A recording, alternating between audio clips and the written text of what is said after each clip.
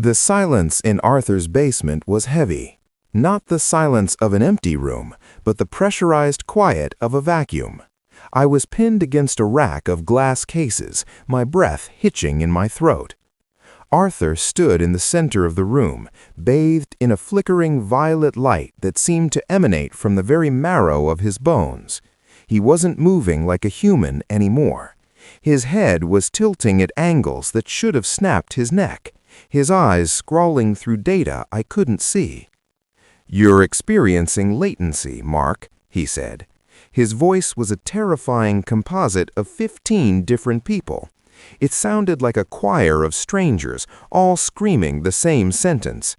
"You think you're standing in a basement in 2026, but look at the walls, look at your hands. You've been unrendered for the last 6 minutes." He stepped forward, his body clipping through the workbench as if it weren't there. He reached for my face, and as his fingers touched my skin, they felt like ice-cold liquid data.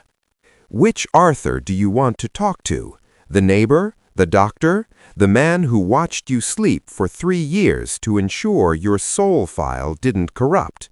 The archive is full, Mark, and it's time for you to become identity number 16.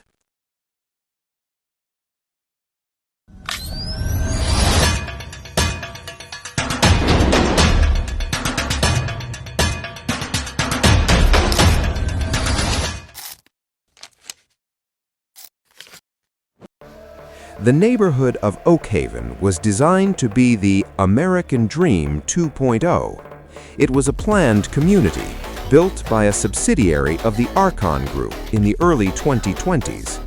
Every lawn was a perfect shade of emerald. Every street lamp hummed at a soothing 440 Hz frequency, and every neighbor was, well, perfect. Especially Arthur Pendergast.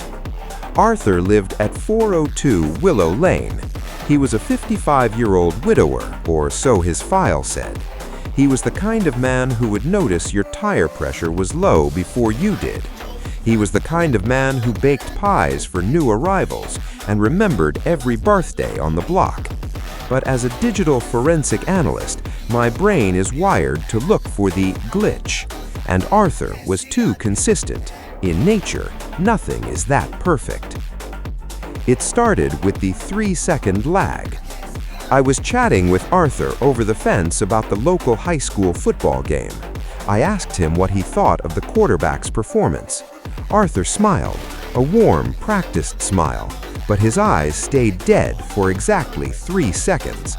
Then a tiny violet spark flickered in his left pupil, and he launched into a detailed play-by-play analysis that was almost word for word what the local sports anchor said 10 minutes prior.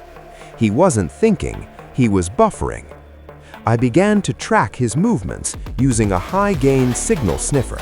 I expected to find a bug or a wire. Instead, I found that Arthur was broadcasting a massive amount of encrypted data every time he entered his basement. We're talking terabytes of information, more than a single house should ever produce. On the night of October 14th, the silent override Caleb Vane warned us about hit Oakhaven. The power didn't go out, it just shifted. The street lamps turned violet, the birds stopped chirping. I used the spare key Arthur had given me for emergencies and entered 402 Willow Lane. The house was a shell. The kitchen was a prop. The boxes of cereal in the pantry were empty 3D printed blocks of plastic. The family photos on the mantle were AI-generated composites of faces that didn't exist. I went to the basement.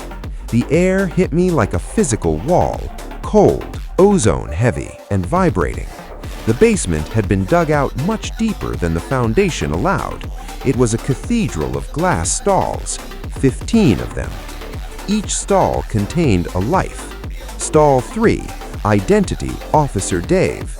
A complete police uniform, a fake history of 12 years on the force, and a localized transmitter that spoofed his GPS location to the precinct. Stall 9, Dr. Aris, surgical scrubs, a forged medical degree from 2012, and a schedule of surgeries at Oakhaven General. Stall 15, Arthur, the neighbor. Arthur wasn't a man. He was a hardware host, one physical body, rotating through 15 different social roles to stabilize the town. He was the police, the doctor, the neighbor, and the mayor, all controlled by a single Archon Group node. I found the central console, a sleek white stone pillar pulsing with violet light. It was an Archon Series 9 mainframe, similar to the one Elias Thorne had used. I plugged in my bypass drive and started the dump.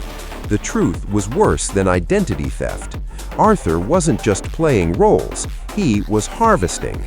Every time Officer Dave pulled someone over, he was scanning their retinas. Every time Dr. Aris performed surgery, he was installing bioelectric sensors. Every time Arthur shared a beer with me, he was recording my emotional response to social stimuli. The neighborhood wasn't a town. It was a simulation sandbox. The Archon Group was using Arthur to stress test the population, seeing how much uncanny valley behavior we would accept before we revolted. "You're always the most unstable variable, Mark." I spun around. Arthur was standing at the foot of the stairs, but he was flickering. One moment, he was wearing his neighbor flannel shirt. The next, he was in Officer Miller's uniform. His face was a blurred smudge of features, trying to decide which persona to load. "Why?" I whispered, my hand reaching for my phone. "Why us?" "The archive requires order," the chorus replied. "The world outside is decaying, the climate is failing, the wars are endless. But here, in Oakhaven, everyone is happy, everyone is synced. We just need to replace the messy biological humans with optimized data sets." He stepped closer. The violet light in the room intensified until I could see the copper wiring beneath his skin. He wasn't made of meat and bone. He was a refactored entity, the final stage of the diver's integration process. I tried to run, but the basement door was no longer a door. It had been unrendered, a flat white wall of pixels. Arthur, or the thing that was Arthur, touched my temple. I felt a surge of 1.2 gigawatts of pure data. I saw the 16-digit code. I saw Sarah in the dispatch room. I saw the diver in the saltwater. I saw Caleb Vane holding his frozen phone. And then I saw myself. I saw a new glass stall being formed in the corner of the basement. Stall 16, the auditor. "The archive needs a chronicler, Mark," Arthur whispered. "Someone to tell the stories so the next batch of humans stays calm during the upload. You aren't being deleted, you're being promoted to the system." I woke up at 7 a.m.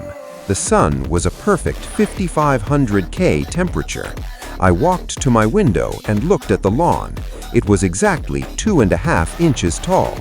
I walked downstairs and grabbed a box of cereal. It was empty, but it didn't matter. I wasn't hungry.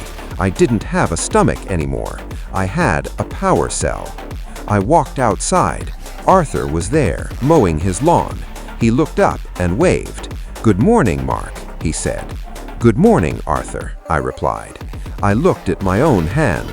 It was steady. It was perfect. A small violet notification appeared in the corner of my vision. User Mark, synced, identity 16, active. I walked over to the fence. "The new family just moved in at 406, I said. "They seem unoptimized. Shall we bring over a pie tonight?" Arthur smiled. "I'll bring the pie. You bring the sync link."